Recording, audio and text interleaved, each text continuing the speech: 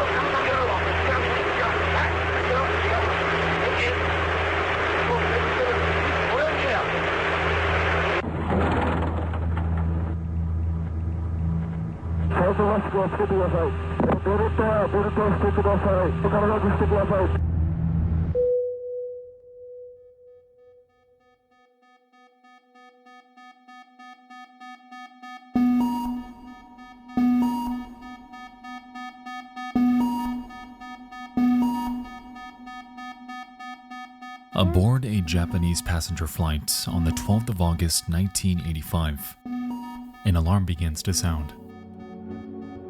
Unbeknownst to the pilots, the plane had just undergone a rapid decompression, leaving them scrambling to get the aircraft under control. Over and over, they attempt to maneuver the plane back home. However, nothing they try seems to work. The airplane is completely unresponsive, yet the over 500 passengers on it have no idea just how dire their situation truly is. On this aircraft, a structural component has undergone a catastrophic failure. A failure caused by a near-decade-long oversight, and a failure that would lead to what is now known as the single worst disaster in global aviation history.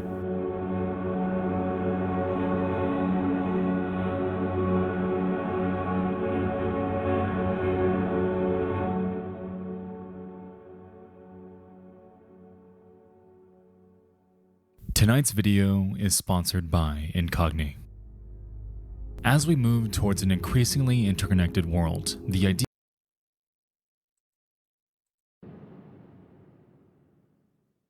It's Monday.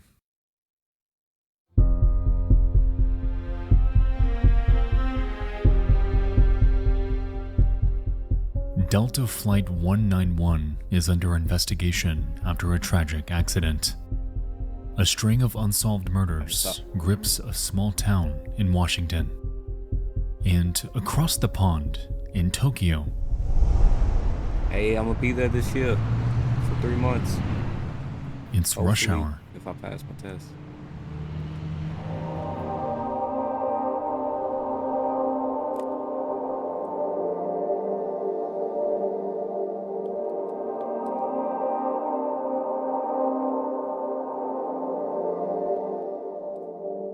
It's the week of Oben, a Japanese tradition in which they honor their fallen ancestors, and thousands are scrambling through Haneda Airport to get home to their families.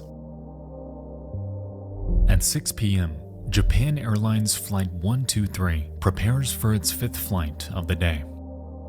This one is full. Bro, and I'm just thinking, bro, I'm finna head out to Japan, learn the language school and stuff. Y'all talking about some Flight 123 in Tokyo. Not fucking with it already. I might just click off the video. You're not finna put some shit in my head, bro. I mean, this was back in the day. You know, airline travel is way more safer, but still, bro. Shit, all you need is that 1 in a million chance.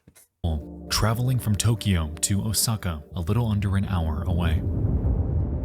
On this day, 49-year-old Captain Masami Takahama is training his co-pilot, 39-year-old Yutaka Sasaki, in a Boeing 747.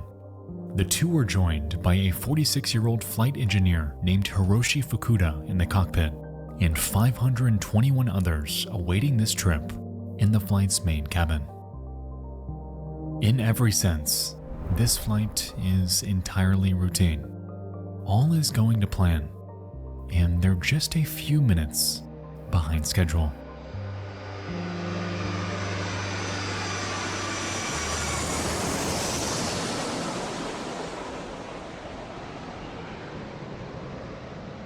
Japan Airlines Flight 123 takes off at 6:12 p.m.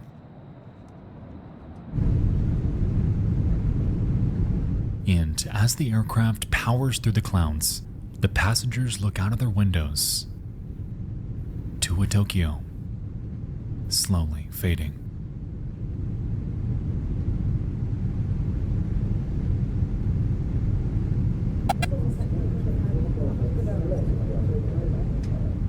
"12 minutes in, and they're nearing the cruising altitude of 24,000 feet. And just as everyone's getting settled in,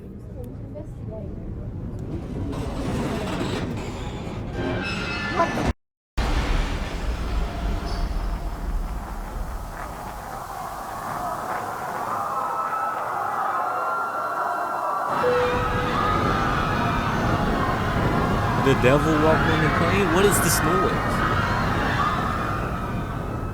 at 6:25 p.m., there's a deafening bang to the rear as the bathroom ceiling collapses. A blinding white light flashes. The water vapor in the air condenses to a fog, and the oxygen masks fall in front of disoriented passengers. All of this happens in a matter of seconds, sending everyone on board into an unbridled panic.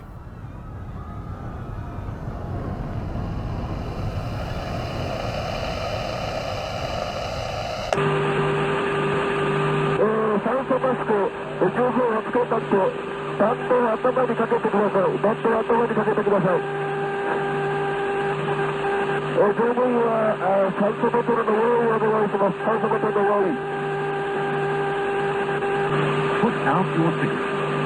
This is an emergency system.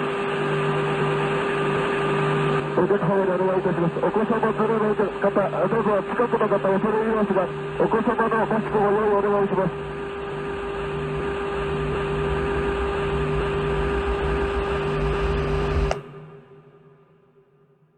I'm just thinking in my head, we don't. It's over.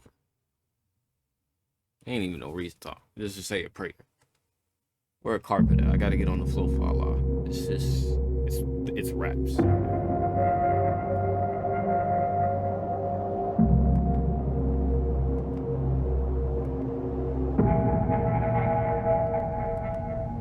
The crew begins to realize that the plane has become uncontrollable.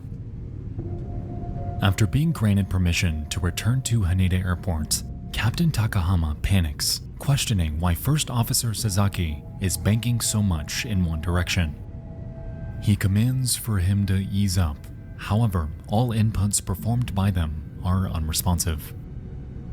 As it turns out, all 4 hydraulic lines leading to the plane's wings are severed, and unbeknownst to them, their vertical stabilizer is completely destroyed.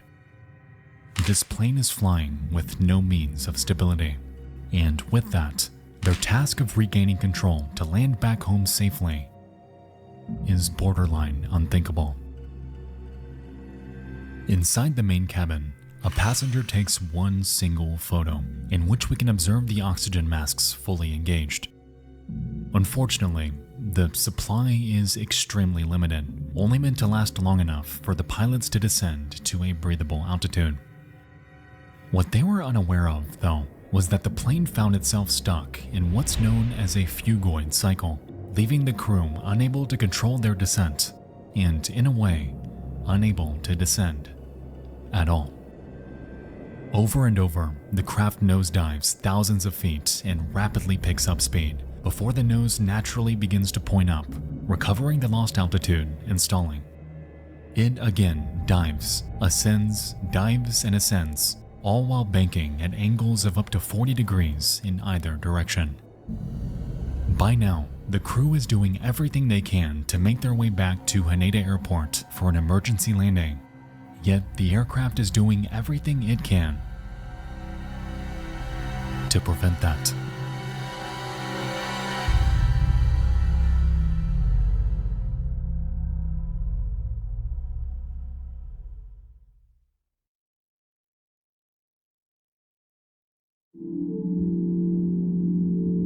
What are you supposed to do in that situation? Like, honestly.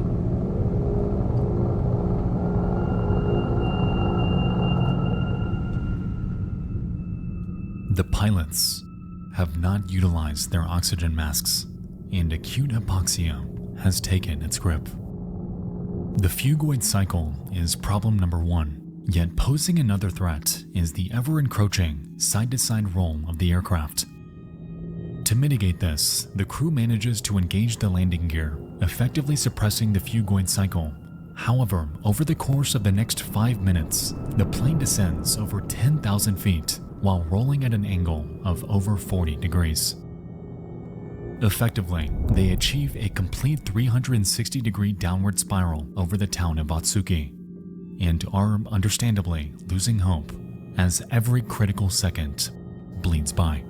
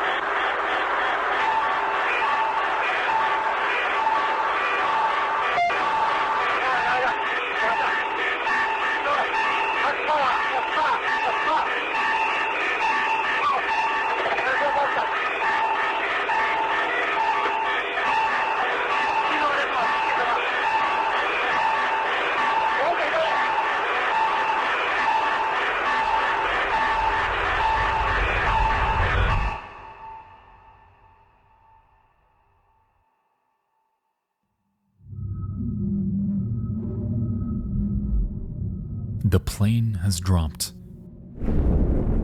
to a mere 6,800 feet.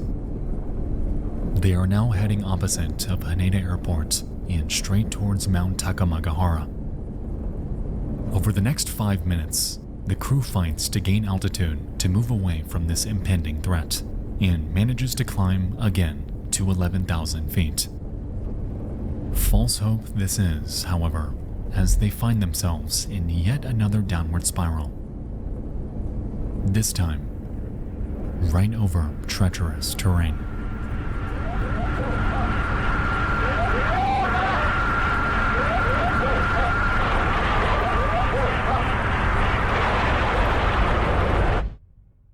Oh. Oh.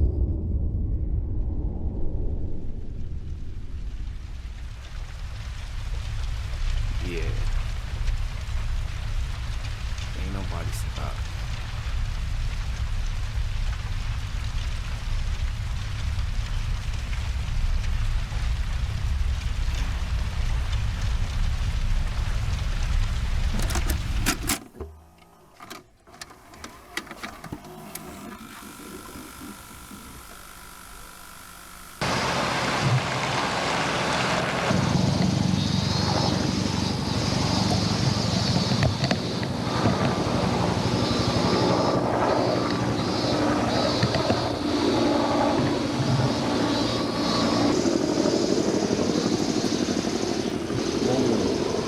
Oh, but that was personal. Wait, this is the plane?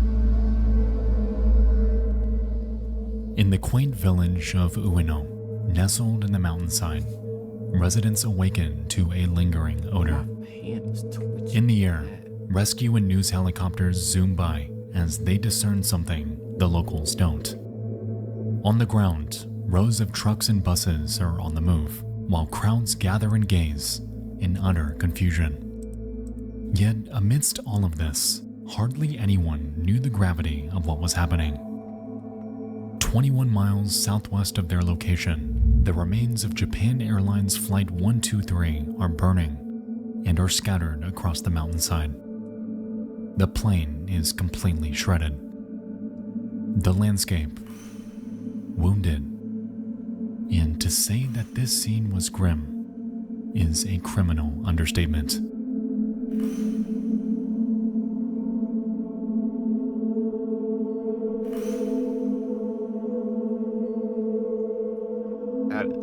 Out of the 524 passengers on board that night, only 4 survived. This was the worst loss of life involving a single aircraft in the history of aviation. This incident is devastating, and the most frustrating aspect of all of this is that it did not have to turn out this way at all.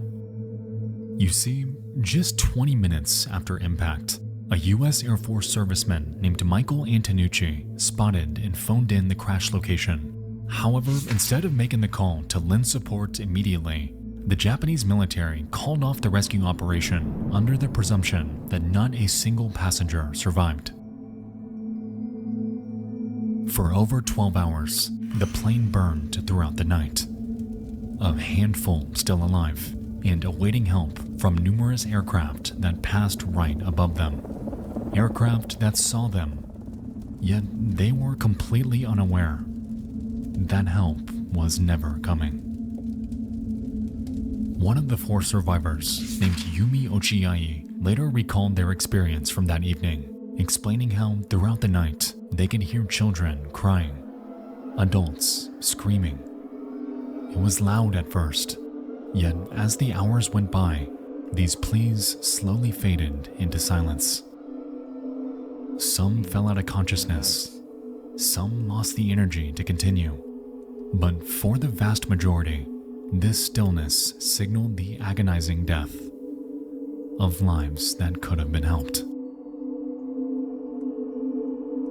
It took 12 hours in total for rescuers to arrive, yet by then, the scene was a gruesome graveyard.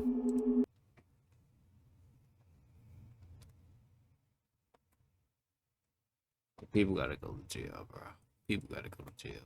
I know they didn't cause the crash, bro. The fact that they just sat there and let them people die, some of them niggas need to go in prison, bro. There ain't no way you hearing children crying, your ass don't do nothing. They talking about something, oh, they didn't want to go because they assumed everybody was dead or something. Bro, that's horrifying. That is horrifying, man. I can't wish that on my worst enemy, bro. That's a dark way to go. A Japanese medical doctor stated that had this rescue come 10 hours earlier, perhaps they would have found more survivors. But it was silent.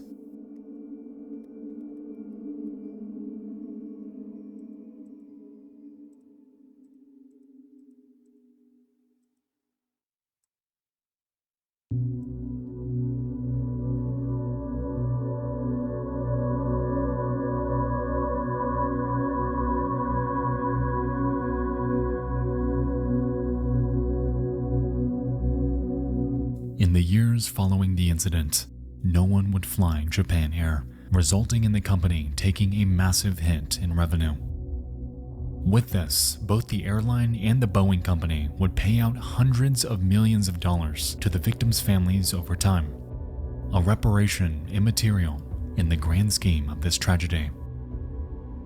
Even then, however, guilt festered in the minds of Japan Air employees, as 2 of them, a 59-year-old maintenance official named Hiru Tominaga and a 57-year-old inspector named Susumu Tajima, would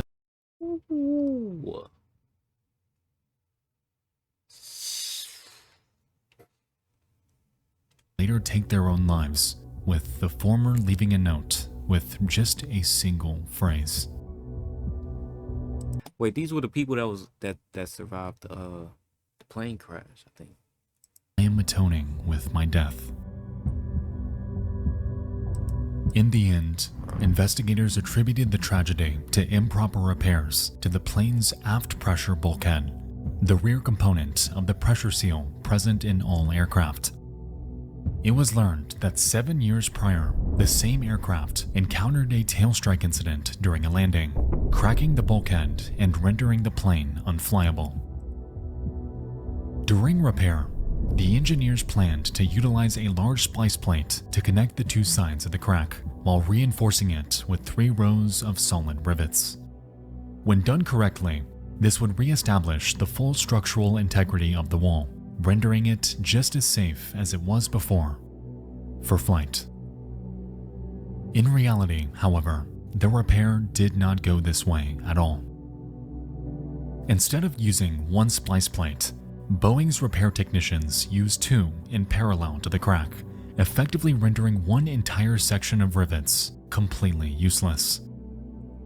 This oversight was never discovered, and the plane flew in this condition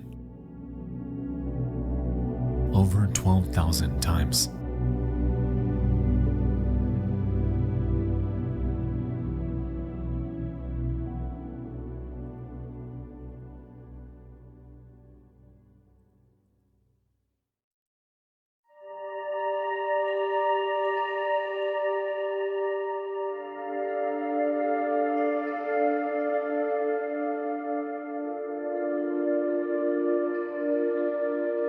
R.I.P. This tragedy echoes through the lives of everyone involved and is one of the most unspeakable catastrophes that should have been prevented. It's hard to grasp the sheer horror of experiencing a plane crash, let alone surviving it. Those who did had to endure a trauma and a loss that is unimaginable. The agonizing moments afterward, crushed under wreckage, helpless under the night sky, effectively forgotten in a blazing wilderness. I feel horrible for everyone on board that fateful night, and for the families and friends that were eagerly waiting for them. Oban is typically a time of communion, an annual reconnection with seldom seen loved ones. But for the 520 victims who lost their lives that night, they were never able to finish their journey to see them. Their families awaited those that would never show, and their memory is forever stained by an incident that never should have happened. That night, there was nothing anyone could have done, no way they could have known. But in the wake of it all, one thing is certain. Their memory, their lives, will forever be cherished by those that loved them, and their legacy will forever endure until the end of time.